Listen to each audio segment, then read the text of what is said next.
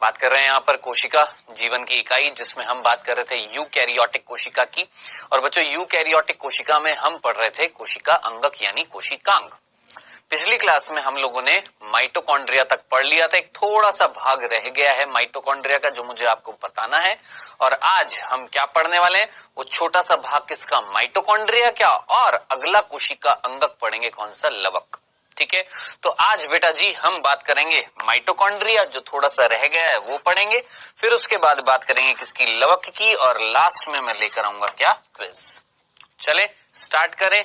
आइए बेटा जी एक बार रिवाइज करा देता हूं। हर बार हर क्लास में मैं आपको बताता हूं कि क्या पढ़ रहे हैं, यूकैरियोटिक कोशिका जिसमें हम प्लाज्मा झिल्ली पढ़ चुके हैं, कोशिका भित्ति पढ़ चुके हैं, कोशिका अंगक पढ़ रहे थे जिसमें पहला हमने देखा था अंतद्रव्य जालिका, दूसरा हमने देखा राइबोसोम, तीसरा हमने देखा गोल्जी काय, चौथा हमने देखा लयन काय, पांचवा हमने देखा रसधानी, छठा हमारा चल रहा था क्या, माइटोकॉन्ड्रिया। माइटोकॉन्ड्रिया की संरचना मैंने आपको बता दी थी। इस माइटोकॉन्ड्रिया की संरचना अगर हम देखते हैं तो एक बाहरी झिल्ली है, एक अंदरूनी झिल्ली है। अंदर वाली झिल्ली जो है वो कुछ फोल्ड बना रही थी, कुछ अंदर की तरफ वलन ले रही थी। वलन मतलब घुमाव, इस तरीके से अंदर की तरफ ये घुमाव दिख रहे हैं। और इन्हीं घुमाव को मैं एक बार वापस से बना देता हूं ताकि आपको याद आ जाए। ये इस तरीके से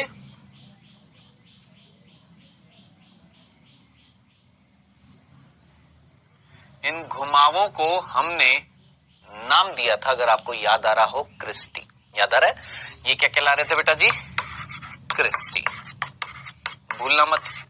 और अंदर जो द्रव्य मिल रहा था बच्चों, उस द्रव्य को याद करिए जल्दी से। हमने उस द्रव्य को नाम दिया था क्या, आधात्री।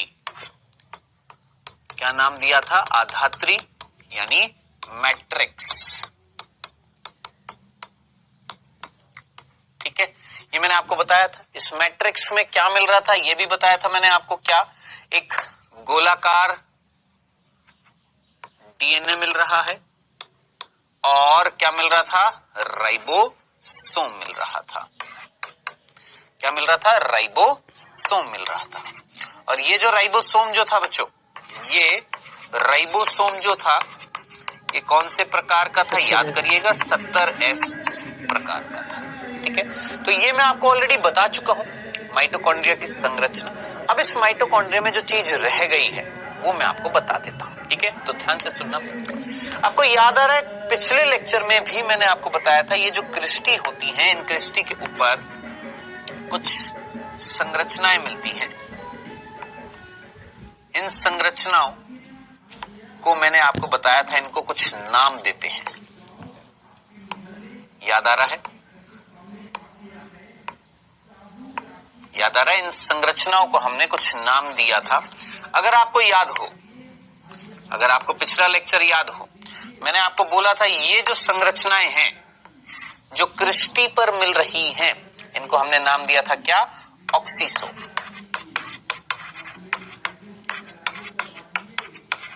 क्या नाम दिया था बालक, ऑक्सीसोम।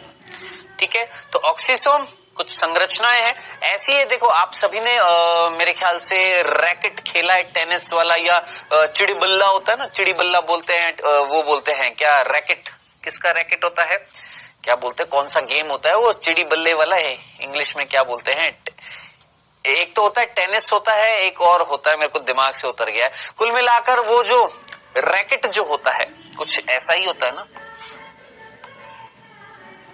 हाँ बैडमिंटन, याद आ गया, क्या बोलते हैं, बैडमिंटन। ठीक है, कुछ इसी तरीके से होता है ना रैकेट, एक डंडा होता है और एक संरचना फूली हुई होती है, यही होता है ना। बिल्कुल ऐसी ही संरचना किसकी है, ऑक्सीसोम की है। और कहीं ना कहीं वो जो चिड़ी बल्ला जो होता है, उसमें जो बल्ला जो होता है यानी रैकेट जो होता है, उसका नीचे वाला भाग थोड़ा सा फूला हुआ सा भी होता है, पकड़ने वाला, है ना। बिल्कुल वैसी संरचना होती है किसकी, ऑक्सीसोम की। और ये ऑक्सीसोम जो होते हैं ये कहां पर मिल रहे हैं, याद रख लेना, भूल मत जाना, क्या, सिर्फ और सिर्फ क्रिस्टी पर। अब देखिए क्वेश्चन कैसे घूमेगा, मैं आपको बताता हूं, ध्यान से सुनना। क्वेश्चन घूमेगा, ऑक्सीसोम पाए जाते हैं, सुनना सुनना कैसे क्वेश्चन घुमाकर पूछा जाएगा। ऑक्सीसोम पाए जाते हैं, पहला ऑप्शन बाह्य माइटोकॉन्ड्रियल झिल्ली, दूसरा ऑप्शन अंतः माइटोकॉन्ड्रियल झिल्ली। तीसरा ऑप्शन क्रिस्टी, चौथा ऑप्शन कोई नहीं। अब कई बच्चे सोचेंगे अरे सर हमने ना ये ऑक्सीसोम पढ़ा था, ये मिल रहा था अंदरूनी झिल्ली पर। अरे मेरे भाई जरा देखना ये वाला भाग, ये वाला जरा सोचिए, ये वाला भाग क्या है, अंदरूनी झिल्ली है या नहीं है ना? क्या यहां पर मिल रहा है आपको ऑक्सीसोम? नहीं। पर्टिकुलरली ये जो हरे रंग की संरचना है, ये ऑक्सीसोम कहां मिल रही है? वो भाग अंदरूनी झिल्ली का जो मुड़ गया है। अब ये वाला भाग क्रिस्टी थोड़ी ना कहला रहा है, जरा सोचिए। क्या मैंने इसको क्रिस्टी बोला? नहीं, ये अंदरूनी झिल्ली है। हाँ, ये जब अंदरूनी झिल्ली मुड़ जाती है तब हम उसको क्या बोलते हैं? क्रिस्टी बोलते हैं। ये क्रिस्टी नहीं है, ये जगह क्रिस्टी नहीं है, ये जगह क्रिस्टी नहीं है, ये है क्रिस्टी। जब ये अंदरूनी झिल्ली मुड़ गई है तो क्रिस्टी पर मिलते हैं क्या? ऑक्सीसोम। भूल मत जाना, सिंपल सा है। चलें आगे, कंफ्यूजन तो नहीं है। अब आप में से कई मेरे से ये पूछेंगे सर ये ऑक्सीसोम कितने मिलते हैं? एक माइटोकॉन्ड्रिया में ऑक्सीसोम की संख्या कितनी होती है? तो याद रखना बेटा जी, ये जो ऑक्सीसोम होते हैं ये लगभग 10,000 से लेकर 10 लाख तक, 10,000 से लेकर 10 लाख तक हो सकते हैं। पहला बिंदु आज का माइटोकॉन्ड्रिया का, हमने माइटोकॉन्ड्रिया पिछले लेक्चर में पढ़ लिया था, जितना पढ़ा था वो सारे बिंदु बता दिए थे। अब बचे हुए जो बिंदु हैं उनमें से आज का पहला जो बिंदु है वो ये कि ऑक्सीसोम जो होते हैं जो यहां पर मिल रहे हैं उनकी संख्या एक माइटोकॉन्ड्रिया में कितनी हो सकती है? हमने बोला सर 10 की घात 4 का मतलब कितना होएगा? 10,000। 10 की घात 6 का मतलब कितना होएगा? जरा सोचिए, 10 लाख होगा कि नहीं होएगा? तो 10,000 से लेकर 10 लाख हो सकते हैं। अब डिपेंड करेगा, जरा सोचिए। मैंने आपको बताया था ये जो ऑक्सीसोम होते हैं इन्हीं का ही मुख्य कार्य होता है क्या? ऊर्जा उत्पन्न करना। यही रिस्पॉन्सिबल है किस चीज के लिए? ऊर्जा का निर्माण करने के लिए। अब जरा सोचिए मेरे भाई, ऊर्जा का अगर निर्माण करना है, किसका निर्माण करना है? ऊर्जा का, एनर्जी का अगर प्रोडक्शन करना है, एनर्जी उत्पन्न करनी है तो उसके लिए जिम्मेदार कौन है? ऑक्सीसोम, जो किसके अंदर मिल रहे हैं? माइटोकॉन्ड्रिया के अंदर मिल रहे हैं। अब जरा सोचिए, ऑक्सीसोम की संख्या 10,000 से लेकर 10 लाख तक हो सकती है। तो अगर जरा सोचिए, ऊर्जा अगर बहुत ज्यादा बनानी है तो ऑक्सीसोम की संख्या भी बहुत ज्यादा होगी, है ना? कम बनानी है तो कम हो जाएगी। तो 10,000 तो सबसे कम है और 10 लाख सबसे ज्यादा है। अब ये डिपेंड करेगा उस कोशिका की क्रियाशीलता पर कि उसमें ज्यादा ऊर्जा उत्पन्न करनी है कि कम ऊर्जा उत्पन्न करनी है। आई होप इतनी सी बात समझ में आ गई होगी। चलें आगे। आइए, ये तो हमारा आज का पहला बिंदु कि भैया एक माइटोकॉन्ड्रिया में इतने ऑक्सीसोम होते हैं। आइए दूसरा बिंदु जो है ना, इसको मैं लिख रहा हूं, ध्यान से सुनना, इसको मैं लिख रहा हूं नोट। इस पर मैं लगा रहा हूं स्टार, 5 स्टार। ठीक है, यानी ये वाला बिंदु जो है आपने बिल्कुल भी नहीं भूलना है। ये वाला बिंदु जो अब मैं आज का दूसरा बिंदु आपको बताने वाला हूं, ये तो कतई भूलना नहीं है, बहुत इंपॉर्टेंट है ये। ठीक है, आइए मैं क्या बताने वाला हूं, ध्यान से सुनना बेटा जी। माइटोकॉन्ड्रिया यानी ये अर्ध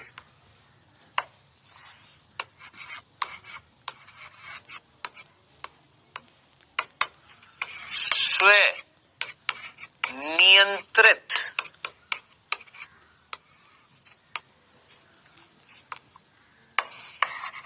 कोशिकांग होते हैं।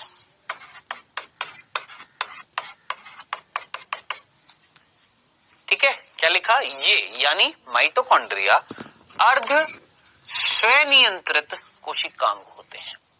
अब इस शब्द का मीनिंग जो है बहुत गहरा है, हम समझेंगे। इंग्लिश में बोला जाता है सेमी ऑटोनोमस।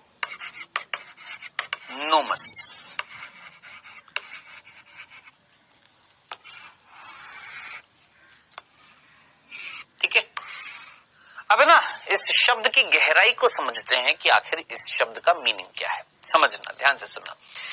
देखिए, स्वनियंत्रित मतलब, नियंत्रित का मतलब समझ में आता है, नियंत्रण, किसी चीज को नियंत्रण हो रहा है। जरा सोचिए, मैं अपना हाथ ऐसे कर रहा हूं, क्या ये मेरे नियंत्रण में है? हाँ। किसी के बस में है? हाँ है। ठीक है। स्वनियंत्रित यानी मैं स्वयं कर रहा हूं, कोई और नहीं करा रहा। देखो मैं अपना हाथ ऐसे कर रहा हूं, कोई और नहीं करा रहा, कोई मेरा हाथ पकड़ कर नहीं करवा रहा, मैं खुद कर रहा हूं, यानी मैं स्वयं नियंत्रित कर रहा हूं इस अपने हाथ की इस गति को। तो स्वनियंत्रित का मतलब तो समझ में आ गया। अब इसी स्वनियंत्रित को इंग्लिश में लिखा हुआ ऑटोनोमस, ऑटोनोमस वर्ड आया ऑटोमेटिक से। ऑटोमेटिक मतलब जरा सोचिए, अपने आप स्वयं कोई कार्य हो रहा है, तो उसके लिए हमने वर्ड यूज में लिया स्वनियंत्रित। लेकिन उसके आगे एक और शब्द लगा दिया, अर्ध, सेमी। अर्ध का मतलब होता है आधा। ठीक है। अब आधे तरीके से स्वयं कोई नियंत्रण हो रहा है। क्या बोला? आधे तरीके से स्वयं कोई चीज नियंत्रित हो रही है। अब आप बोलेंगे सर क्या समझ में नहीं आया? तनिक रुको, देखो देखो बेटा, ये एक कोशिका है, ध्यान से सुनना बेटा। ये एक कोशिका है, इस कोशिका के अंदर है केंद्रक। कौन है बाबू? केंद्रक है। ठीक है। अब जो मैं आपको बताने वाला हूं उसको ध्यान से सुनिएगा, बहुत इंपॉर्टेंट चीज है। एक वैज्ञानिक थे जिनका नाम था हैमरलिंग। एक वैज्ञानिक जिनका नाम क्या है? हैमरलिंग। ठीक है। उन्होंने किसने बेटा? हैमरलिंग ने एक शैवाल पर कार्य किया। शैवाल यानी एल्गी पर कार्य किया, जो एक हरी शैवाल थी। एक हरी शैवाल पर कार्य किया था। किस पर? एक हरी शैवाल पर कार्य किया जिसका नाम है एसिटा बुलेरिया। ठीक है। मान लो मैं हैमरलिंग हूं, मैं एक वैज्ञानिक हूं, मैं काम कर रहा हूं, प्रयोग कर रहा हूं एक हरी शैवाल जिसका नाम है एसिटा बुलेरिया। ठीक है। और मैंने अध्ययन करने के बाद, यानी हैमरलिंग ने अध्ययन करने के बाद एक चीज बताई। क्या? स्टेटमेंट देखिएगा उन्होंने क्या दिया हैमरलिंग ने, इंग्लिश में दिया, nucleus is the director of cell. ये उन्होंने बताया। अब इसी को अगर हम हिंदी में लिखे तो क्या लिखेंगे? ध्यान से सुनिएगा। एक कोशिका का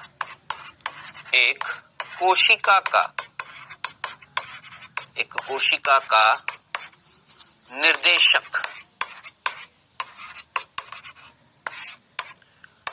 केंद्रक होता है। केंद्रक होता है। हमने बोला जी चलो जी ठीक है सर, समझ में आ गया, मीनिंग क्या है इसका? जरा सोचिए, एक मूवी बनती है तो उसका कोई डायरेक्टर होता है, कोई निर्देशक होता है या नहीं होता? होता है ना। तो क्या वो निर्देशक निर्देश देता है ना, किसको? एक्टर को और एक्ट्रेस को, हीरो को और हीरोइन को निर्देश देता है ना, कि ऐसे सीन करना है, ऐसे सीन करना है, अब ये करना है, अब वो करना है, यानी वो निर्देश देता है, वो डायरेक्शन देता है, वो बताता है कि अब ऐसे करो, अब ऐसे करो, अब ये करो, अब वो करो, है ना। अब जरा सोचिए, उसी चीज का मीनिंग यहां पर जरा सोचिए, क्या बोला उसने ये बोला कि अगर कोई कोशिका, मान लो एक मूवी है, कौन? कोशिका। मान लो एक मूवी है जिसके अंदर कई सारी चीजें हो रही है, जैसे एक मूवी के अंदर कई सारी घटनाएं होती है ना, कि हीरो भाग रहा है, हीरोइन के पीछे भाग रहा है, मतलब जो भी कुछ घटनाएं होती है मूवी में होती है ना। हमारी कोशिका एक मूवी है, ठीक है, और उस मूवी के अंदर कई सारी घटनाएं हो रही हैं, जैसे अंतःप्रेय द्रव्य जालिका का बनना, गोल्जिकाए का बनना, फिर वो गोल्जिकाए का उस एंजाइमों का स्थानांतरण करना, फिर वो गोल्जिकाए प्रोटीन का स्थानांतरण कर रहा है, फिर वहां से लयनकाय बन रहे हैं, फिर वहां से रसदानी बन रही है, राइबोसोम का निर्माण। जरा सोचिए, ये सारे के सारी घटनाएं कहाँ हो रही है? कोशिका के अंदर हो रही है ना। ये सारी की सारी एक मूवी चल रही है जिसके अंदर कई सारी घटनाएं हो रही है। इन सारी घटनाओं का निर्देशक एक कोशिका के अंदर जितने भी कार्य हो रहे हैं उन सभी को रेगुलेट कर रहा है। कौन? उसका न्यूक्लियस। यानी राइबोसोम बनाना है, इसका मैसेज कौन लाएगा, इसका मैसेज, इसको निर्देशित कौन करेगा, इसका राइबोसोम का निर्माण जो है, इसका नियंत्रण कौन करेगा, केंद्रक। सब अंतःप्रेरक द्रव्य जालिका बनानी है ना, इसका संदेश किसके पास है, केंद्रक के पास। सब गोल्जी काय बनाना है, इसका नियंत्रण कौन कर रहा है, सर गोल्जी काय का निर्माण करना है, इसका नियंत्रण कौन कर रहा है, केंद्रक। सर लैन काय बनाना है, लाइसोसोम बनाना है, इसका नियंत्रण कौन कर रहा है, केंद्रक। समझ में आ गया। सर रसधानी बनानी है, उसके निर्माण को निर्देशित कौन कर रहा है, सर केंद्रक कर रहा है। यानी केंद्रक है जो एक कोशिका की सारी गतिविधियों को नियंत्रित करता है। कहती सी बात समझ में आ गई। यानी देखो एक वर्ड बोलता हूं इंग्लिश का, सब समझ में आ जाएगा। Every function of cell is regulated by nucleus. अब ये मैंने बहुत सिंपल तरीके से इंग्लिश में बोला है, ठीक है। अब थोड़ा सा अमेरिकन एक्सेंट लाकर बोलूं, every function of the cell is regulated by the nucleus. मजाक कर रहा हूं, चलिए ध्यान से सुनिएगा। हाँ जी बेटा जी, एक सेल की सारी गतिविधियों को कौन नियंत्रित कर रहा है बेटा जी, उसका केंद्रक कर रहा है। कि अंतःप्रेरक द्रव्य जालिका बनानी है, कौन नियंत्रित कर रहा है, केंद्रक। गोल्जी काय बनाना है, कौन नियंत्रित कर रहा है, केंद्रक। लैन काय बनाना है, रसधानी बनानी है, राइबोसोम बनाना है, प्लाज्मा झिल्ली बनानी है, कोशिका झिल्ली बनानी है, कोशिका भित्ति बनानी है, सब कुछ कौन नियंत्रित कर रहा है, केंद्रक, है ना। अब ध्यान से सुनना, केंद्रक कैसे कर रहा है, आप ये पूछेंगे।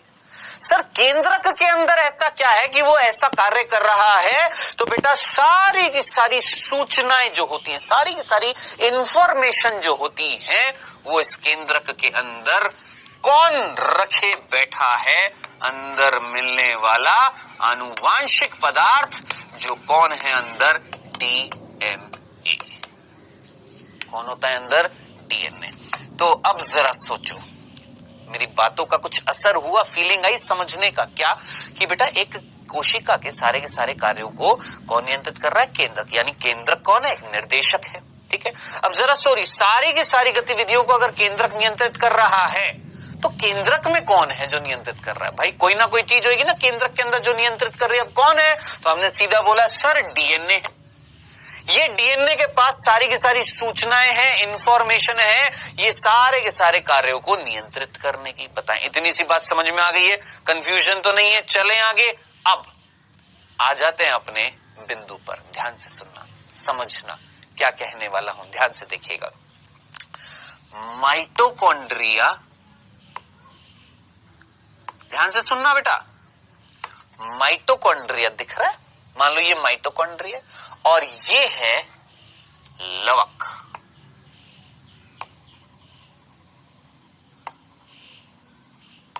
कौन है बेटा, ये माइटोकॉन्ड्रिया और ये लवक। बाबू जरा सोचो, दिमाग लगाओ बालक, क्या माइटोकॉन्ड्रिया में डीएनए नहीं मिल रहा, क्या हरित लवक में डीएनए नहीं मिल रहा, बिल्कुल मिल रहा है, बिल्कुल मिल रहा है, मिल रहा है ना। अब सोचो, सुनना सुनना सुनना, ताता तुनना, ध्यान से सुनना। इसके पास खुद का डीएनए, इसके पास खुद का डीएनए, यानी माइटोकॉन्ड्रिया के पास खुद का डीएनए, हरित लवक के पास भी खुद का डीएनए है ना। अब जरा सोचिए, एक सेल की सारी गतिविधियों को कौन नियंत्रित कर रहा था, केंद्रक के अंदर मिलने वाला डीएनए, है ना। माइटोकॉन्ड्रिया के निर्माण को देखो, राइबोसोम का निर्माण करना है, कौन नियंत्रित कर रहा है, डीएनए, जो किसके अंदर बैठा है, केंद्रक के अंदर। हरित लवक का, अंतःद्रव्य जालिका का, गोल्जी काय का, लयन काय का, रसधानी का, ये जितने भी कोशिकांग मैंने अभी नाम लिए हैं, इन सब के निर्माण को नियंत्रित कर रहा था केंद्रक के अंदर मिलने वाला डीएनए। लेकिन किंतु परंतु ध्यान से सुनना, इस माइटोकॉन्ड्रिया के निर्माण को कौन नियंत्रित करेगा, सोचो।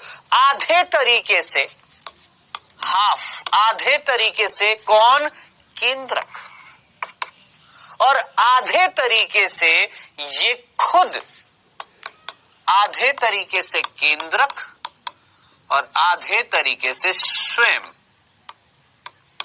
अब आप मुझे बताएं, आधे तरीके से केंद्रक की आवश्यकता क्यों पड़ी? क्योंकि इसके अंदर जो डीएनए था ना, वो सफिशिएंट नहीं था पूरा का पूरा माइटोकॉन्ड्रिया बनाने के लिए। यहां जो डीएनए मिल रहा है वो काफी नहीं है, उसके पास सारी इंफॉर्मेशन नहीं है पूरा माइटोकॉन्ड्रिया बनाने की, आधी इंफॉर्मेशन है। और आधी इंफॉर्मेशन किसके पास है? केंद्रक के अंदर मिलने वाले डीएनए की। अब जरा सोचिए, दिमाग लगाए, क्या पूरा माइटोकॉन्ड्रिया बनाने के लिए अकेला केंद्रक काफी है? नहीं नहीं, ये खुद भी तो चाहिए, इसके खुद के पास भी तो इंफॉर्मेशन है कि नहीं है ना? अब जरा सोचो, वर्ड क्या लिखा हुआ है? अर्ध। क्या लिखा हुआ है मेरे भाई? अर्ध। और अर्ध का मतलब मेरे ख्याल से आप सभी को समझ में आता है कि अर्ध का मतलब है आधा। स्वनियंत्रित का मतलब स्वयं कोई चीज अपने आप को नियंत्रित कर रही है। अब पूरा वर्ड सोचो, आधे तरीके से कोई कोशिकांग स्वयं को नियंत्रित कर रहा है, स्वयं को नियंत्रित कर रहा है, यानी स्वयं की गतिविधियों को नियंत्रित कर रहा है, स्वयं के निर्माण को नियंत्रित कर रहा है। जरा सोचिए, माइटोकॉन्ड्रिया आधे तरीके से स्वयं के निर्माण को नियंत्रित कर रहा है। क्यों? क्योंकि उसके पास खुद का क्या है? डीएनए है। अब आप मुझे बताना सोच समझकर, क्या जो लवक होते हैं, लवक जो आज हम पढ़ने वाले हैं, क्या उनमें भी डीएनए है? हाँ है। तो अब आप मुझे बताएं, क्या इन लवकों को भी अर्ध स्व नियंत्रित कोशिकांग बोलेंगे? बिल्कुल बोलेंगे बेटा जी, बिल्कुल बोलेंगे। तो अब याद रखना, नीट का बहुत फेमस प्रश्न है, कई दफा रिपीट हुआ है मेरे भाई, इसीलिए मैंने जानबूझ के यहां पर नोट डाला था और स्टार लिखा है। क्यों? क्योंकि ये प्रश्न कई दफा दोहराया गया है। याद रखना क्या कि माइटोकॉन्ड्रिया और लवक, कौन कौन? माइटोकॉन्ड्रिया और लवक, ये दो ऐसे कोशिकांग हैं जो अर्ध स्व नियंत्रित कोशिकांग कहलाते हैं। याद रखना, कैसे कहलाते हैं? अर्ध स्व नियंत्रित कोशिकांग कहलाते हैं, सेमी ऑटोनोमस कोशिकांग कहलाते हैं। क्यों बोला जाता है? क्योंकि ये खुद के निर्माण को आधे तरीके से नियंत्रित कर पाते हैं। आधे तरीके से नियंत्रित कौन करता है? केंद्रक करता है। भूल मत जाना इस चीज को, इंफॉर्मेशन को याद रखना क्या कि केंद्रक के पास सारी इंफॉर्मेशन है सारे कोशिकांग बनाने की, लेकिन माइटोकॉन्ड्रिया और लवक बनाने की आधी इंफॉर्मेशन होती है। क्यों? क्योंकि आधी इंफॉर्मेशन उनके खुद के पास है, क्योंकि उनके पास क्या है? खुद का डीएनए। खत्म। बताएं, क्या ये दूसरा बिंदु जो आज हमने देखा है माइटोकॉन्ड्रिया का, मेरे भाई याद रहेगा कि भूल जाएंगे? जरा सोचिए, क्या ये याद रहेगा कि भूल जाएंगे? बिल्कुल याद रखना पड़ेगा मेरे बच्चे, और जो ये चीजें मैंने आपको बताई हैं ये जरूर याद रखना, ठीक है? चलें आगे। आइए बेटा, अब एक बार जरा फटाफट माइटोकॉन्ड्रिया का कार्य देख लेते हैं। हाँ जी, माइटोकॉन्ड्रिया के अगर कार्य की अगर मैं बात करूं तो बहुत सिंपल तरीके से मैं आपसे पूछता हूं, माइटोकॉन्ड्रिया को सिर्फ एक ही फंक्शन हमें याद रखना है, सिर्फ एक फंक्शन माइटोकॉन्ड्रिया को। अच्छा, एक और चीज, रुको, कार्य पढ़ने से पहले रुक जाइए। एक और चीज, कितने बिंदु हो गए बेटा? ये 2 बिंदु हो गए थे ना, एक तीसरा बिंदु और सुनिएगा। एक तीसरा बिंदु हमारा रह गया है, ध्यान से सुनना। ये जो माइटोकॉन्ड्रिया जो होता है, ये अपने आप को नियंत्रित करता है आधे तरीके से, ये मैंने आपको बता दिया, ठीक है? अब ये माइटोकॉन्ड्रिया जो है अपनी संख्या को बढ़ाता है। ध्यान से सुनिएगा, क्या बोला? माइटोकॉन्ड्रिया अपनी संख्या को बढ़ाता है। कैसे? विखंडन से। ये भी इंपॉर्टेंट है, नीट में पूछा जा सकता है मेरे बच्चे, याद रखना। विखंडन विधि द्वारा अपनी संख्या को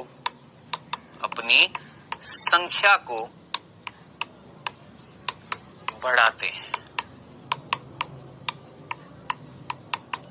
क्या? सिंपल लाइन बोलिए, क्या? विखंडन विधि जो होती है, विखंडन विधि द्वारा अपनी संख्या को बढ़ाते हैं। कौन बेटा जी? माइटोकॉन्ड्रिया। आप बोलेंगे सर विखंडन क्या होता है? इंग्लिश में बोलते हैं फिजन। ठीक है, अब मैं आपसे ना एक सिंपल सी बात बोलता हूं, ये देखो, ये आपको एक संरचना दिख रही है, ठीक है, इस संरचना ने अपने आप को, देखिएगा,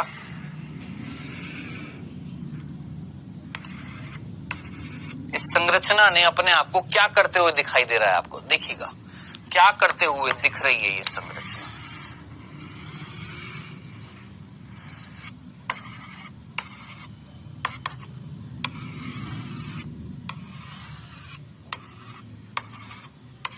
सिंपल, क्या एक संरचना अपने आप को दो बराबर भागों में बांट रही है?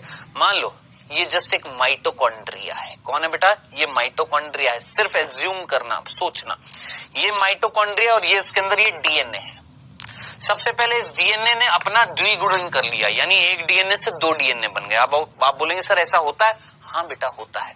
12वीं कक्षा में जब आप आएंगे तो आप पढ़ेंगे जेनेटिक्स यानी आनुवांशिकी, तो वहां पर एक अध्याय होएगा का आनुवांशिकता का आणविक आधार, जहां पर आप पढ़ेंगे कि एक डीएनए अपनी कॉपी बना सकता है। याद रखना, एक डीएनए अपनी कॉपी बना सकता है, अपनी प्रतिलिपि बना सकता है, अपनी जेरोक्स कर सकता है, अपने जैसा एक और डीएनए अणु बना सकता है। याद रखना, इसे हम बोलते हैं रेप्लिकेशन। क्या बोलते हैं? रेप्लिकेशन। तो ये मान लो माइटोकॉन्ड्रिया और ये उसका डीएनए, डीएनए ने अपनी रेप्लिकेशन कर लिया, एक से दो बन गए हैं। अब ये माइटोकॉन्ड्रिया में एक दरार पड़ी और ये दरार बढ़ती गई और इस दरार ने माइटोकॉन्ड्रिया को दो बराबर भागों में बांट दिया। ये प्रक्रिया क्या कहलाती है? विखंडन। भूल मत जाना, ये विखंडन विधि द्वारा माइटोकॉन्ड्रिया अपनी संख्या को क्या करते हैं? बढ़ाते हैं। आधे तरीके से कौन नियंत्रित करेगा? खुद। और आधे तरीके से कौन नियंत्रित करेगा? केंद्रक। ठीक है, ये हमारे 3 बिंदु थे। अब जल्दी से कार्य पढ़ लेते हैं बेटा जी हमारा,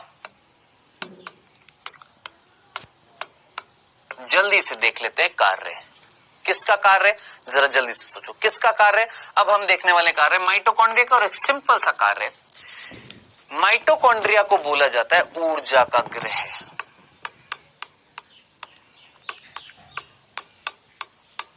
क्या बोलते हैं? ऊर्जा का गृह। कई बुक्स में ना इसे ऊर्जा की भट्टी भी बोल रखा है। सिंपल, हम बोलते हैं ऊर्जा का गृह, पावर हाउस।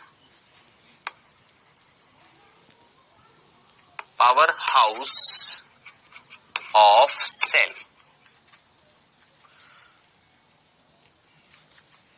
ऊर्जा का गृह जो है उसको हम यूं लिख देते हैं कोशिका का ऊर्जा गृह। क्या बोलते हैं? कोशिका का ऊर्जा गृह। ठीक है, power house of the cell. ठीक है, अब आप अच्छे तरीके से जानते हैं क्यों बोला। सोचिए, आप अच्छे तरीके से जानते हैं क्यों बोला। क्योंकि माइटोकॉन्ड्रिया में क्या बन रही है? ऊर्जा। आप बोलेंगे किस रूप में बनती है ऊर्जा, क्या होती है ऊर्जा? तो ध्यान से सुनना, क्या होता है ध्यान से सुनिएगा। हमने जो अभी अभी माइटोकॉन्ड्रिया देखा है, ध्यान से सुनना, हमने जो अभी अभी माइटोकॉन्ड्रिया देखा है बेटा जी, इस माइटोकॉन्ड्रिया में आपको यहां पर ये ऑक्सीसोम मैंने बताए थे ना, क्या बताए थे? ऑक्सीसोम। आपने याद रखना है इन ऑक्सीसोम के अंदर, इनके अंदर बेटा यहां पर लिख देता हूं मैं, यहां पर ऑक्सीसोम में, यहां पर लिख रहा हूं, ध्यान से सुनना, ऑक्सीसोम में मिलते हैं श्वसन एंजाइम। क्या बोला हमने? ऑक्सीसोम जो अभी दिखाया था ना आपको, टेनिस के जैसी संरचनाएं थी, क्रिस्टी पर मिल रही थी, उस ऑक्सीसोम में मिल रही है क्या बेटा जी? श्वसन एंजाइम। ऐसे एंजाइम जैसे, आप बोलेंगे कौन से श्वसन एंजाइम? मैं नाम बता देता हूं, एटीपीएज। क्या नाम है? एंजाइम का नाम क्या है? एटीपीएज। ये एंजाइम है जो किसमें मिल रहा है? ऑक्सीसोम में मिल रहा है। अब साहब ये एंजाइम क्या करता है? ध्यान से सुनना, ये एंजाइम जिम्मेदार होता है, निर्माण करता है किसका? एटीपी का। सुनना, ध्यान से सुनना, मैंने क्या बोला? फिर से सुनना, क्या बोला? ऑक्सीसोम थे, ऑक्सीसोम कहां पर मिल रहे? माइटोकॉन्ड्रिया की क्रिस्टी पर मिल रहे थे।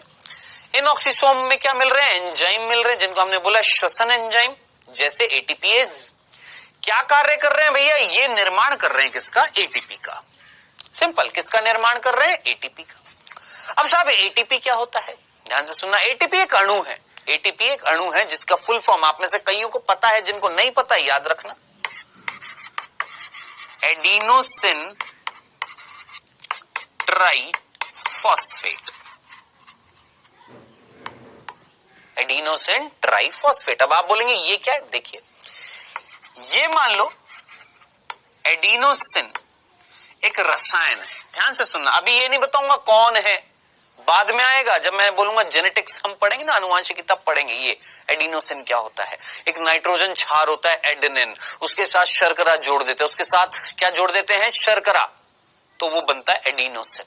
एडेनिन प्लस शर्करा क्या बनता है? एडिनोसिन, जो आपको अभी समझ में नहीं आएगा, है ना, इसीलिए अभी छोड़ देना, बस अभी इतनी सी बात याद रखना। एडिनोसिन एक रसायन है, एक केमिकल है, ठीक है, जिसके साथ 3 फॉस्फेट जुड़े हुए हैं। कितने फॉस्फेट जुड़े हुए? फॉस्फेट तो समझ में आता है ना, फॉस्फोरस, फॉस्फेट के अणु जुड़े हुए एडिनोसिन के साथ। ये संरचना क्या कहला रही है आपकी? ATP, adenosine triphosphate. ट्राई का मतलब 3। तो एटीपी का निर्माण किसने किया? सब श्वसन एंजाइम ने, जो कहां मिल रहे हैं? ऑक्सीसोम पर, ठीक है। फाइनली किसका निर्माण हो गया? एटीपी का। अब क्या होगा? अब क्या होगा? अब मान लो अगर मुझे बोलना है, ध्यान से सुनना, मुझे बोलना है, मुझे सोना है, मुझे लिखना है, मुझे चलना है, मुझे बातें करनी है, मुझे आंख झपकानी है, मुझे खाना है, कोई भी कार्य अगर मुझे करना है, इनफैक्ट सोते हुए भी, सुन रहे हैं, सोते हुए भी, जागते हुए भी, कोई भी कार्य अगर करा जा रहा है तो उसमें खर्च हो रही है क्या? एटीपी। क्या बोला हमने? कोई भी कार्य अगर कर रहे हैं तो उसमें उपयोग में आती है क्या? ऊर्जा। और वो ऊर्जा कैसे बनती है? ध्यान से देखिएगा, क्या होता हुआ आपको दिखाई दे रहा है।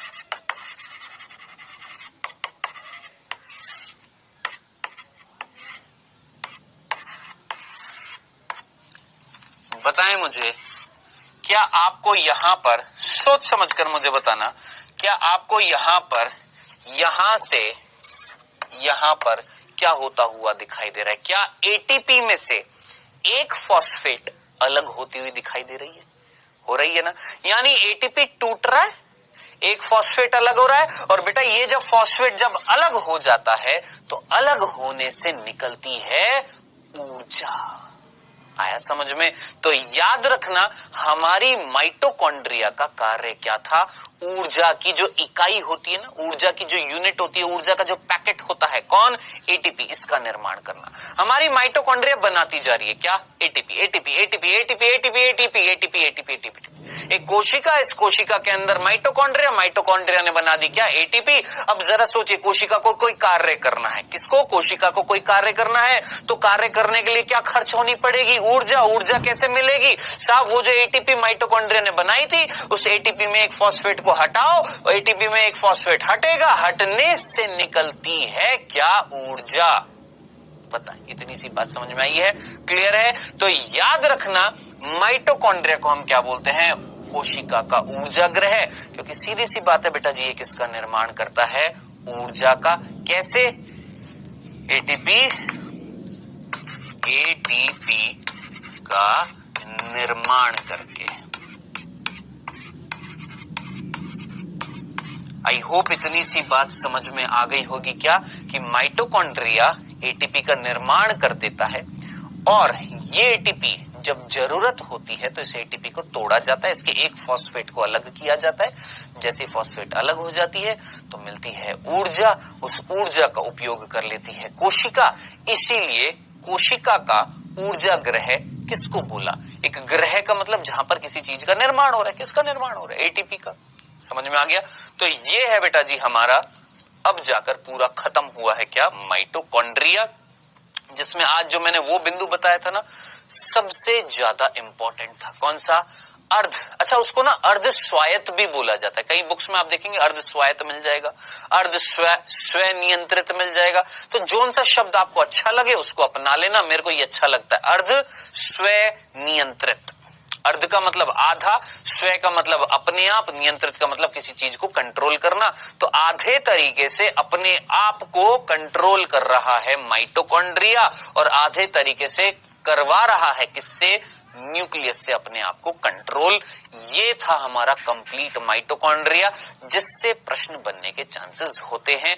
बताएं क्या ये पूरा माइटोकॉन्ड्रिया क्लियर है? डनाडन डन। चलें आगे, कंफ्यूजन तो नहीं था। अब हम नेक्स्ट, कितने कोशिकांग हो गए बेटा जी हमारे? 6। अब नेक्स्ट 7वां कोशिकांग या कोशिका अंगक हम पढ़ने वाले हैं ये, और ये जो है ये है बच्चों हमारा लवक। ये भी एनिमेशन है, देखिए यहाँ पर कुछ आ रहे हैं, धीरे धीरे धीरे धीरे धीरे कुछ दिख रहे हैं। ये है बच्चों हमारा लवक है। ठीक है, आइए बात करते हैं किसकी बच्चों? लवक की बात करने वाले हैं। लवक, सबसे पहले लवक को इंग्लिश में क्या बोला जाता है ये भी याद रखना बच्चों। लवक को इंग्लिश में बोला जाता है, याद रखना, प्लास्टिड। क्या बोलते हैं लवक को? इंग्लिश में बोलते हैं प्लास्टिड। ठीक है, अब हम ये लवक को पढ़ने वाले हैं। आइए स्टार्ट करते हैं किसके बारे में? लवक के बारे में पढ़ना, यानी प्लास्टिड के बारे में पढ़ना। सबसे पहला बिंदु, ये लवक की खोज और लवक शब्द किसने दिया था? तो ध्यान से सुनना। सबसे पहला बिंदु बेटा याद रखना है, लवक शब्द एवं खोज जो है उसके लिए जिम्मेदार जो वैज्ञानिक है, सिंपल तरीके से याद रखना, हैकल। कौन है बच्चों? याद रखना कौन? हैकल। वो वैज्ञानिक है जिन्होंने शब्द भी दिया और खोज भी करी है। सिंपल। चलें आगे, कंफ्यूजन तो नहीं था। चलिए अब आगे पढ़ते हैं। ये लवक मिलते किस में है? मेरे अंदर है? नहीं। आपके अंदर? नहीं। कुत्ते में? नहीं। बिल्ली में? नहीं। शेर में? नहीं। पादपों में? हाँ। ये मिलते हैं किस में? ये पादपों में। सिर्फ पादपों में मिलते हैं और किसी में भी मिलते हैं? अब जरा सोचिए, RH विट्टेकर के 5 जगत याद आ रहे हैं आपको? मोनेरा जगत? नहीं, मोनेरा जगत में नहीं, क्योंकि ये क्या है? कोशिकांग है, और कोशिकांग प्रोकैरियोटिक कोशिका में तो नहीं होते। ठीक है। दूसरा, प्रोटिस्टा जगत, इसको थोड़ा सा साइड में रखते हैं। कवक, कवक में नहीं मिलते हैं, याद रखना। फंगस जो होती हैं उनमें नहीं मिलते, कवक में नहीं मिलते हैं। प्लांटी, प्लांटी हमने लिखी दिया, पादप उनमें मिल रहे हैं। जंतु, जंतु में मिलते नहीं। अब मैंने पर्टिकुलरली प्रोटिस्टा जगत साइड में लिखा। हाँ, प्रोटिस्टा जगत में होते हैं, लेकिन कुछ प्रोटिस्टा में। क्या बोला हमने? प्रोटिस्टा जगत होता है ना, उस प्रोटिस्टा जगत के अंदर बेटा कई प्रकार के जीव होते हैं। जैसे आपके कुछ प्रोटोजोआ होते हैं, प्रोटोजोआ होते हैं। जब ये आएगा तब हम डिटेल में पढ़ेंगे, अभी सिर्फ इतना सा। कुछ प्रोटोजोआ होते हैं, जैसे, ध्यान से सुनिएगा, जैसे युगलीना, नाम सुना होगा आप सभी ने।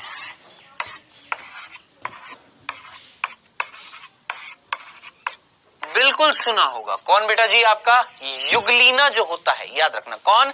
युगलीना जो होता है वो एक प्रकार का, देखो यूं सोचो, एक स्कूल है, एक स्कूल है ना। हमेशा क्या होता है ना कि हमें एग्जाम्पल याद करने के लिए कहीं ना कहीं लिंक करना पड़ता है चीजों को, ताकि चीजें समझ में आए। एक स्कूल है, अब उस स्कूल की, ध्यान से सुनना, उस स्कूल की उस स्कूल में कई सारी क्लासेस हैं, कई सारी क्लासेस हैं। ऐसे प्रोटिस्टा क्या है बेटा? एक जगत है, उसमें कई सारी क्लासेस आती हैं, कई सारे प्रकार के आपके क्या होते हैं? प्रोटिस्टा होते हैं। ठीक है।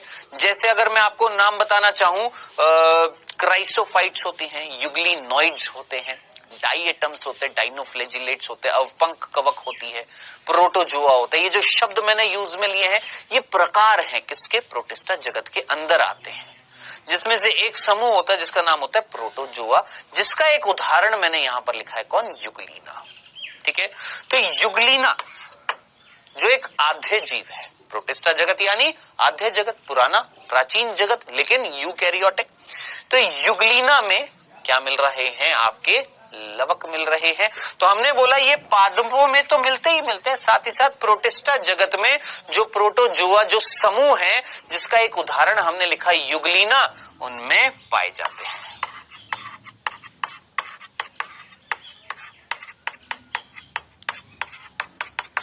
क्या हो रहा है, इनमें पाए जाते हैं। बताएं, यहां तक की चीज मेरे ख्याल से समझ में आ गई होगी कि कहां कहां मिल रहे हैं, कंफ्यूजन नहीं था। चले आगे बेटा जी, आइए तीसरा बिंदु ध्यान से सुनिएगा। नहीं था, चले आगे बेटा जी, आइए तीसरा बिंदु ध्यान से सुनिएगा।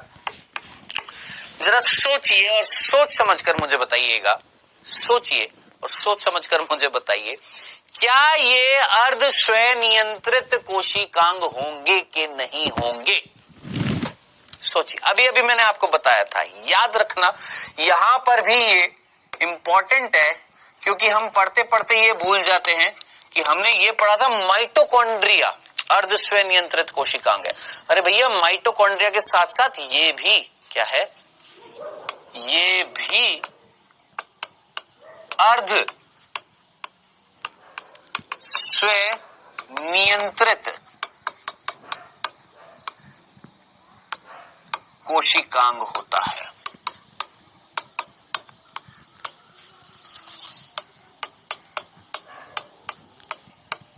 याद रखना बेटा, ये भी कैसा होता है, अर्ध स्वयं नियंत्रित कोशिकांग होता है। कौन बेटा जी? आपका लवक। बोलेंगे तो नहीं? चलें आगे, नेक्स्ट। क्यों होता है, ये लिखने की जरूरत है क्या? क्यों होता है? क्योंकि इसके पास भी खुद का डीएनए होता है। खुद का क्या होता है बेटा जी? डीएनए होता है, भूल मत जाइएगा, ठीक है। चलें आगे, अब आगे चलते हैं। ये जो लवक जो होते हैं, ध्यान से सुनना, ये लवक में कितनी झिल्लियां होती हैं, ये मैं आपको बहुत पहले से बताता आ रहा हूं, ज्यादा टाइम वेस्ट नहीं करेंगे, फटाफट सोचिए। क्या ये दोहरे आवरण वाले होते हैं कि एकल आवरण वाले होते हैं? देखिए, अंतःप्रेरक द्रव्य जालिका एकल आवरण, गोल्जी का है एकल आवरण, है ना, लयन का है एकल आवरण, रसधानी एकल आवरण, राइबोसोम कोई आवरण नहीं है। इन पर माइटोकॉन्ड्रिया पर दो आवरण थे, दो झिल्लियां थी। इन पर ये भी दो आवरण वाले कोशिकांग होते हैं, यानी ये भी दोहरी झिल्ली युक्त होते हैं।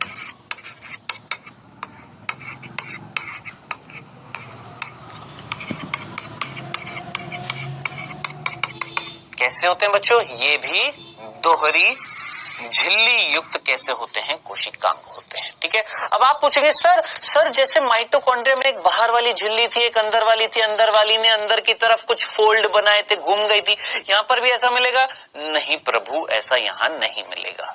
तो कैसा मिलेगा अभी हम देखेंगे थोड़ी देर में, लेकिन अभी सिर्फ इतना सा, ये दोहरी झिल्ली युक्त कोशिकांग होते हैं।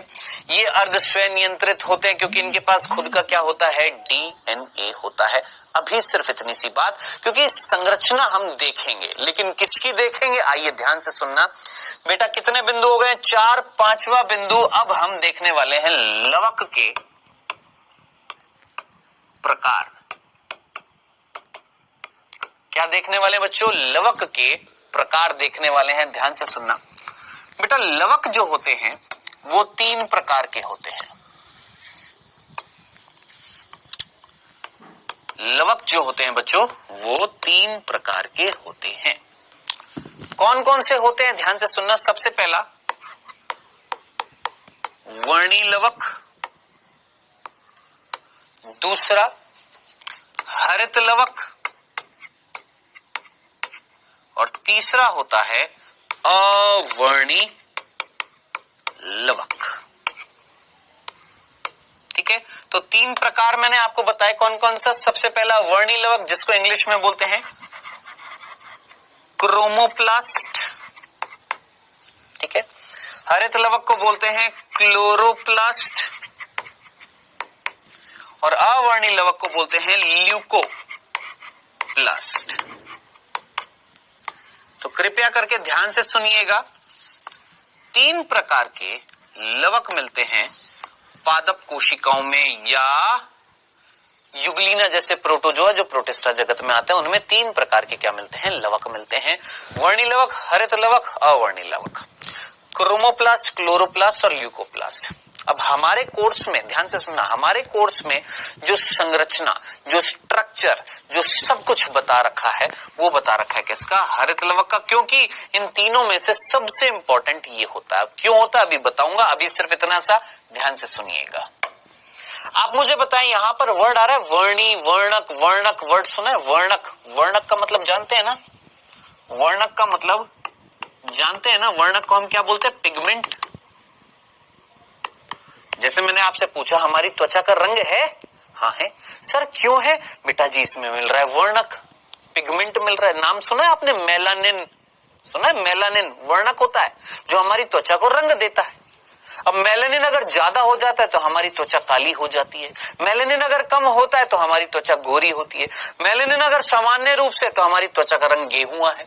अब जैसे अमेरिकन की बात करते हैं, किसकी? अमेरिकन की बात करते हैं, अंग्रेजों की बात करते हैं, तो उनमें त्वचा में मेलानिन की कमी है, इसलिए सफेद रंग है। चमड़ी कैसी है? सफेद है। जबकि हम वेस्ट इंडीज की अगर बात करें, जैसे आपने क्रिस गेल देखा होगा, है ना, ऐसे लोग देखे ना जिनको हम क्या बोलते हैं? निग्रो बोलते हैं। क्या बोलते हैं इंग्लिश में? निग्रो बोलते हैं। ठीक है, तो बेटा उनमें ध्यान से सुनो, उनमें मेलानिन भरपूर मात्रा में होता है, क्योंकि मेलानिन थोड़ा सा काले रंग का होता है। ठीक है, अब जरा सोचिए, हमारे अंदर मेलानिन है, हाँ है, लेकिन इतना ज्यादा नहीं है जितना निगरों में मिल रहा था, और इतना कम भी नहीं है जितना अमेरिकन श्वेत में मिल रहा था, अंग्रेजों में मिल रहा था। ठीक है, तो हमारे अंदर मध्यम मात्रा में मिलता है, जिसकी वजह से हमारे रंग कैसा होता है त्वचा का? गेहुआ। सिंपल सा था, मीनिंग समझ में आ गया। अब आप मुझे बताएं, वर्णक ही तो है, वर्णक क्या देते हैं? कलर देते हैं। क्या देते हैं? वर्णक कलर देते हैं। जैसे आपका रक्त का रंग होता है, किसके कारण होता है? हमारे रक्त में, आरबीसी में एक वर्णक मिलता है जिसका नाम है हीमोग्लोबिन, जो कैसा रंग देता है? लाल रंग देता है। तो कुल मिलाकर बात जो होती है, ये वर्णक, ये पिगमेंट क्या देते हैं? कलर देते हैं, रंग देते हैं। ठीक है, अब जरा सोचिए, यहां पर वर्ड क्या रहा है? वर्णी लवक, यानी यहां पर वर्णक मिलेगा। हरित लवक, नाम में हरा हरा हरा कुछ आ रहा है, यानी यहां पर भी रंग तो है, यानी यहां पर भी वर्णक मिलेगा। लेकिन यहां पर क्या आ रहा है? अवर्णी लवक। साहब यहां पर वर्णक नहीं है, तो याद रखना सबसे पहला बिंदु, इनमें वर्णक नहीं होते। यहां पर वर्णक होते हैं और यहां पर भी वर्णक होते हैं। ठीक है, तो इतना तो समझ में आ गया कि ये तो कलर नहीं देंगे, ये रंग उत्पन्न नहीं करेंगे। ये रंग उत्पन्न करेंगे, हाँ जी करेंगे, ये करेंगे, हाँ जी करेंगे। अब आप पूछेंगे सर ये कौन से रंग उत्पन्न करेंगे? सर ये कौन से रंग उत्पन्न करेंगे? आइए पढ़ते हैं एक एक करके। सबसे पहले हम बात करते हैं किसकी? वर्णी लवक की। आइए ध्यान से सुनना। सबसे पहले हम किसकी बात कर रहे हैं बेटा जी? वर्णी लवक यानी क्रोमोप्लास्ट। वर्णी लवक, ठीक है, ध्यान से सुनिएगा, जिनको हमने क्या बोला है? क्रोमोप्लास्ट।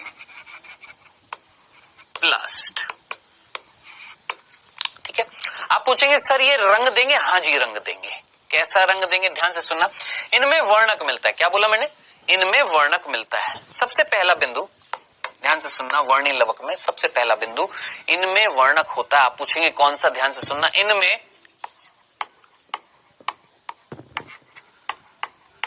कैरोटीनॉइड नामक वर्णक होता है।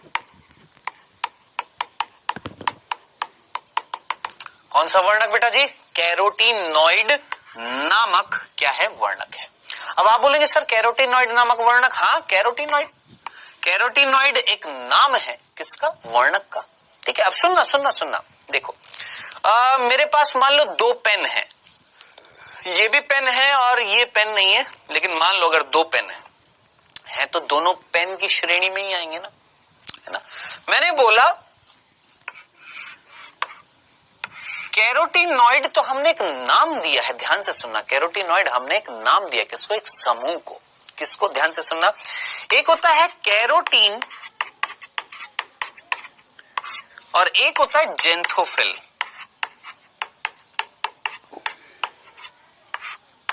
एक होता है कैरोटीन और एक होता है जेंथोफिल।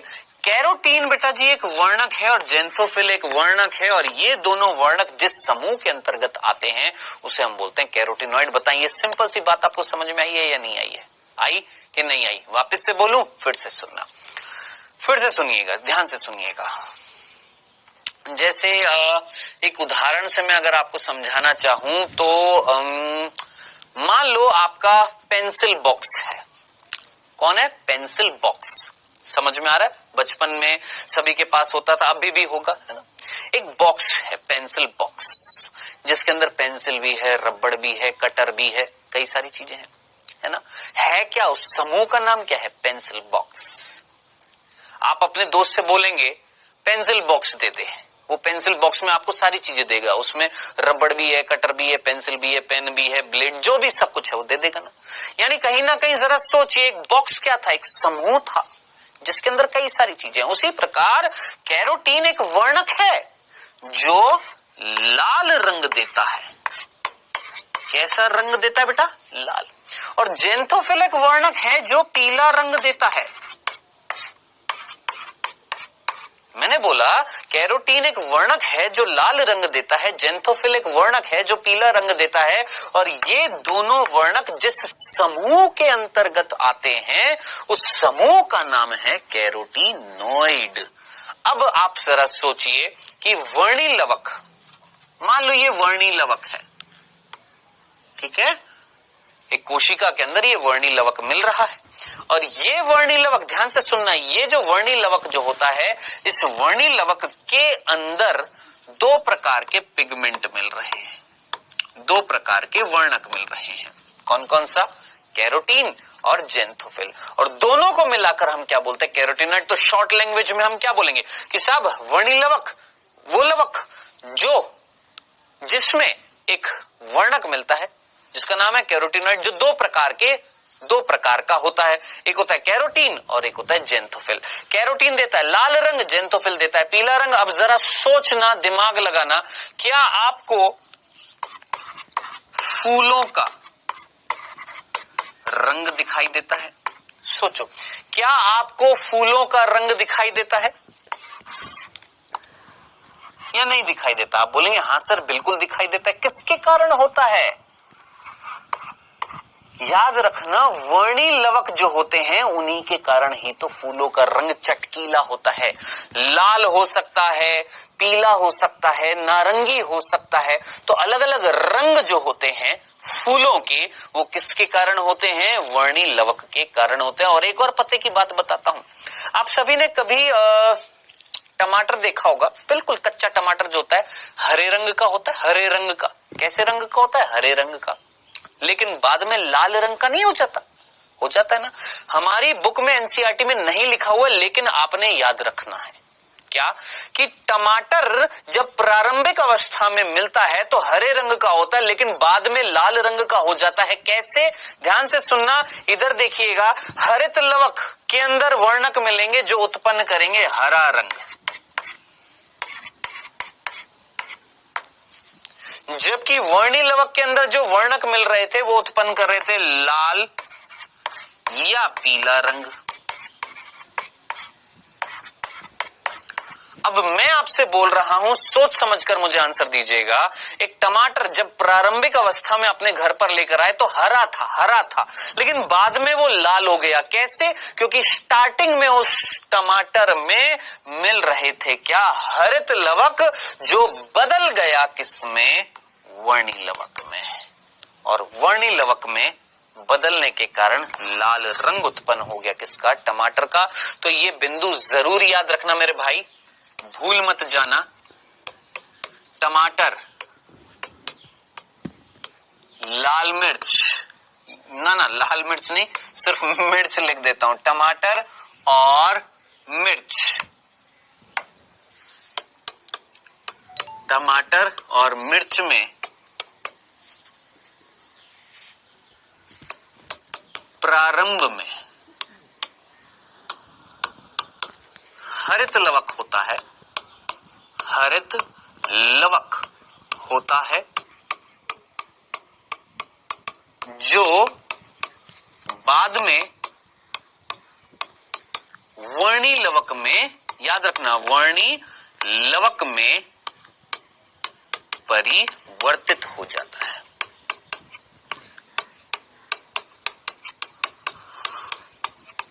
याद रखना किसमें परिवर्तित हो जाता है बेटा जी, याद रखना वर्णी लवक में परिवर्तित हो जाता है। बताएं, ये सिंपल सी बात समझ में आई है। तो पहला लवक हमने कौन सा देखा, वर्णी लवक। साहब वर्णी लवक जो होता है उसका कार्य क्या होता है, फूलों को रंग देना या कुछ सब्जियों को रंग देना। जैसे टमाटर में और मिर्च में लाल रंग जो हो रहा है, जैसे आपने पीली शिमला मिर्च नहीं खाई है, खाइए कभी पीली शिमला मिर्च, जरा सोचिए वो शिमला मिर्च, आप बोलेंगे सर हमने तो हरी देखी है, पीली भी आती है लाल भी आती है।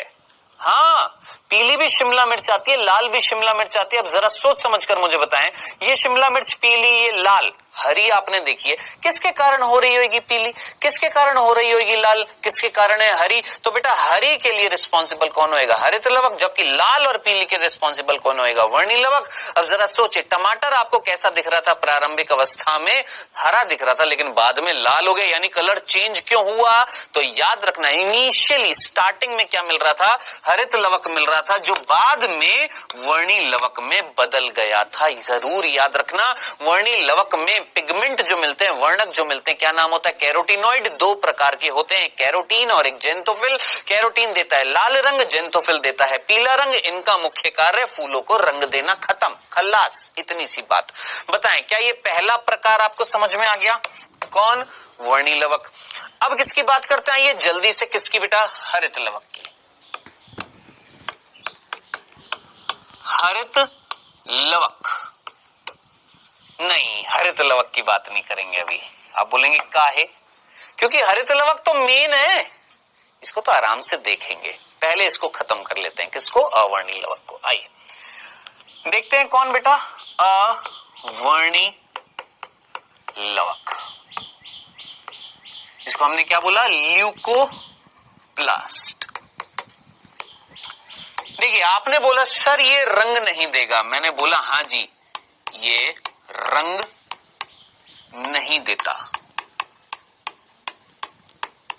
क्यों नहीं देता, क्योंकि इसमें वर्णक अनुपस्थित होते। चलिए जी, वर्णक क्या है, अनुपस्थित है, कोई वर्णक नहीं मिल रहा, किसमें, आपके वर्णी लवक में। जब वर्णक नहीं है तो रंग भी नहीं होगा। चलो जी बहुत अच्छी बात है। तो आप बोलेंगे सर कार्य क्या कर रहा है, फिर रुको, ये बेटा जी भोजन को संचित, संचित का मतलब होता है स्टोर करता है।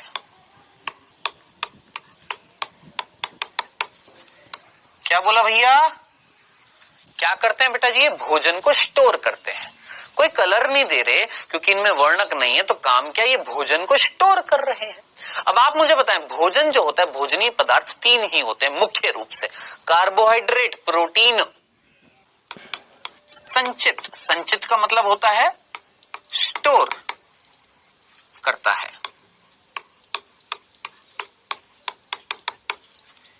क्या बोला भैया, क्या करते हैं बेटा जी, ये भोजन को स्टोर करते हैं।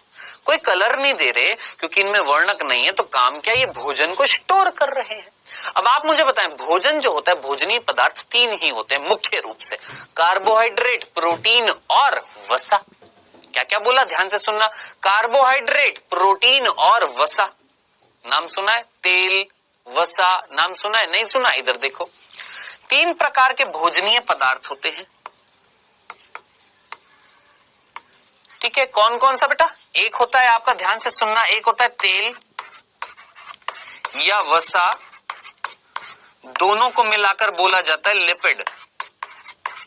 जिनको नहीं पता है आज के बाद भूल मत जाना कभी भी, क्या, कि तेल जो आप सिर पर लगाते हो, सब्जियां जो तलते हो, होता है ना तेल, तेल एक प्रकार का लिपिड है। वसा, मोटापा आ जाता है, बोलते हैं ना फैट आ गई है ना, तो फैट यानी वसा, वो भी एक प्रकार का लिपिड है। यानी लिपिड जो होते हैं वो दो प्रकार के होते हैं, या तो तेल होता है या वसा होती है, ठीक है। तो हमने बोला कि भैया जरा सोचिए, मैंने तला हुआ खाना खाया, मेरे अंदर क्या जा रहा है, तेल जा रहा है ना, ठीक है। मैंने मान लेते हैं मैदे वाला खाना खाया, जिसमें मैदा ज्यादा होता है, उसमें क्या होती है, वसा होती है, खाया मैंने, ठीक है। अब जरा सोचिए मेरे अंदर क्या जा रहा है, तेल या वसा, या मैं सिंपल बोलूंगा मेरे अंदर क्या जा रहा है, लिपिड जा रहा है, ठीक है। और क्या होता है बेटा जी, कार्बोहाइड्रेट,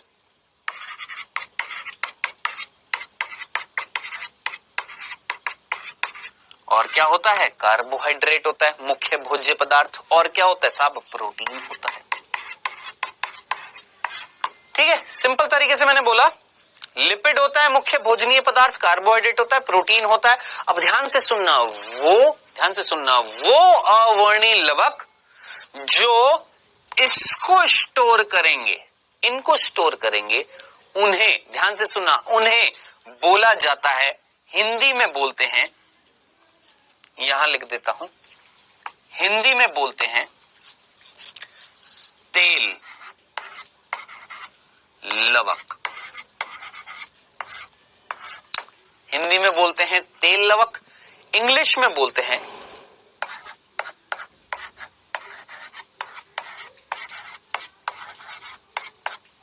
खुद बोलकर देखो आपसे बोला जा रहा है या नहीं बोला जा रहा। ELAIOPLAST, elaioplast. क्या बोलते हैं?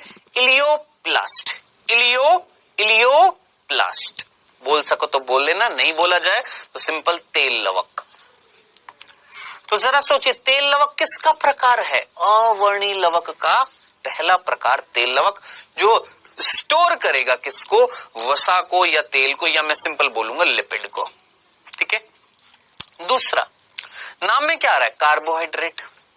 आप रोटी खाते हो, उस रोटी में क्या होता है? स्टार्च होती है। स्टार्च को हिंदी में बोलते हैं मंड, और वो क्या होता है बेटा जी? आपका कार्बोहाइड्रेट होता है, मेन कार्बोहाइड्रेट होता है। कौन? स्टार्च, जिसको हम क्या बोलते हैं? मंड। तो याद रखना, दूसरा अवर्णी लवक का नाम है मंड लवक। क्या बोलते हैं बेटा जी? मंड लवक। इंग्लिश में बोलते हैं अमाइलो प्लास्ट। बताएं, सिंपल सी बात है। तो अमाइलोप्लास्ट या मंड लवक क्या थे? वो अवर्णी लवक जो मंड को यानी कार्बोहाइड्रेट को क्या करेंगे? स्टोर करेंगे। आखिरी, नाम से पता लगेगा, देखिए क्या नाम है इसका? प्रोटीन लवक। बहुत हिंदी में बहुत सिंपल, प्रोटीन लवक। इंग्लिश में इसको अलग नाम है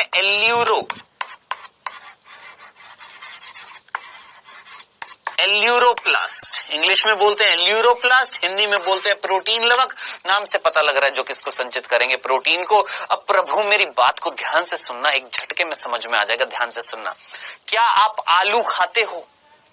खाते हो नहीं खाते? मैं तो बड़े शौक से खाता हूं, मेरे को बड़ा अच्छा लगता है आलू का पराठा, आलू की सब्जी, बड़ा अच्छा लगता है।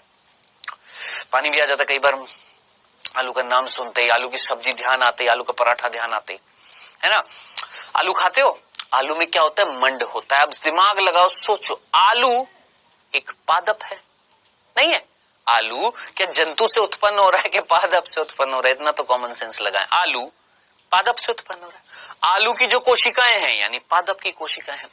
आलू की कोशिका में, ध्यान से सुनना, इमेजिन करना, डूब जाना जो मैं बता रहा हूं। आलू की कोशिकाएं जो होंगी, उन कोशिकाओं के अंदर लवक मिल रहा है। कौन सा?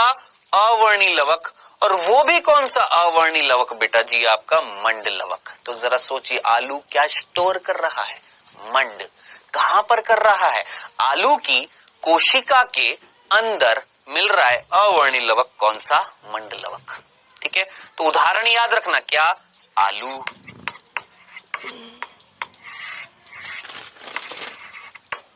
ठीक है, समझ में आ गया? उदाहरण याद रखना, आलू।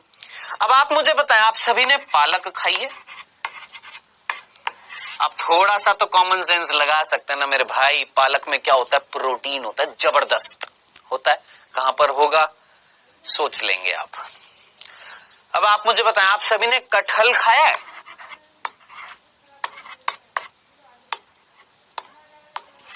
खाया? कटहल खाया होगा, कटहल खाया है। कटहल में क्या होता है? कटहल के बीज खाए कभी? बीज कटहल खाया? कटहल खाया होगा। कटहल जो होता है उसमें क्या होता है? उसमें भर भर के तेल होता है। अरंडी देखिए आपने? अरंडी, कैस्टर, नहीं सुना? चलिए, अरे मूंगफली, अरे कोकोनट, इनसे सबसे तेल निकलता है कि नहीं निकलता? सूरजमुखी, सरसों, सूरजमुखी बोल रहा हूं, सरसों, बहुत सिंपल, सरसों का तेल नहीं लगाते हो, सरसों क्या है, पादप है, तो सरसों पादप की जो कोशिकाएं होंगी उनमें क्या मिलेगा, आपका अवर्णी लवक मिलेगा। कौन सा तेल लवक, जिसमें तेल है मेरे भाई, बताओ इससे सिंपल और क्या होएगा। तो ये था हमारा दूसरा लवक, कौन सा, अवर्णी लवक, भोजन स्टोर कर रहा है, बस कोई रंग नहीं दे रहा क्योंकि उसमें वर्णक नहीं है। बताएं, ये दूसरा समझ में आ गया। अब तीसरा है और आखिरी है कौन बेटा, आपका हरित लवक। तीसरा और आखिरी हरित लवक, ठीक है। अब इस हरित लवक को मेरे भाई हम पढ़ेंगे आराम से, तसल्ली से नेक्स्ट लेक्चर में, क्योंकि अभी कंप्लीट नहीं हुआ है। क्या, हरित लवक थोड़ा सा बड़ा है, इसकी हम संरचना देखेंगे, डिटेल में पढ़ेंगे। किसके बारे में बेटा जी, हरित लवक, क्योंकि हमारे कोर्स में यही दे रखा है। पढ़ेंगे दोहरा आवरण होता है, अंदर फिर मिलता है कुछ पीठिका मिलती है, उस पीठिका में थाइलेकोइड होते हैं, थाइलेकोइड एक के ऊपर एक रखे होते हैं, बनता है ग्रेनम, कई सारे ग्रेनम जुड़ते हैं। कौन जोड़ता है, पीठिका पटलिकाएं जोड़ती हैं, बनता है ग्रेना। फिर यहाँ पर होता है प्रकाश संश्लेषण। तो याद रखना, सोचना ये सिर्फ इतनी सी बात, हरित लवक जो होता है वो हरा रंग देता है। अब हरा रंग क्यों देगा, क्योंकि इसके अंदर कोई वर्णक मिलेगा। कौन सा वर्णक मिलेगा, आप सीधा बोलेंगे क्लोरोफिल, मैं बोलूंगा रुक जाओ, थम जाओ, अगले लेक्चर में डिटेल में पढ़ने वाले हैं। किसके बारे में, हरित लवक के बारे में, इंपॉर्टेंट है इसलिए बोल रहा हूं, ठीक है। तो बेटा जी ये था आज का टोटल लेक्चर। अब समय हुआ है आपका 1 मिनट रिवीजन।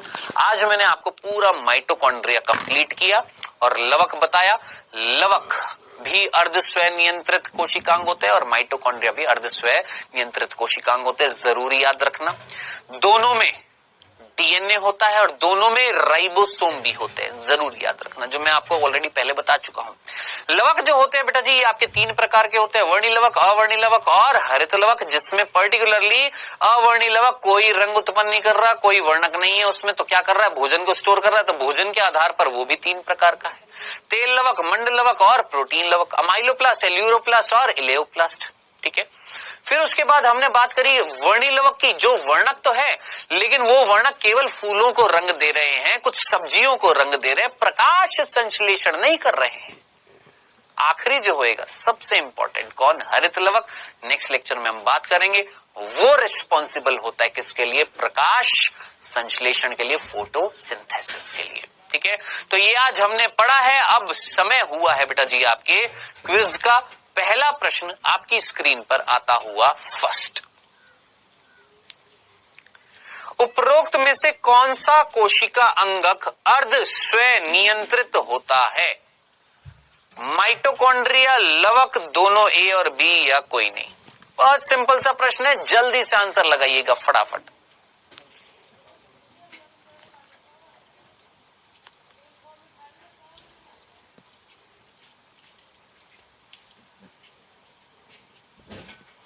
दूसरा प्रश्न बच्चों, कौन से लवक में वर्णक अनुपस्थित होते हैं, किस में वर्णक नहीं मिलते हैं, वर्णी लवक में, अवर्णी लवक में, हरित लवक में या कोई नहीं।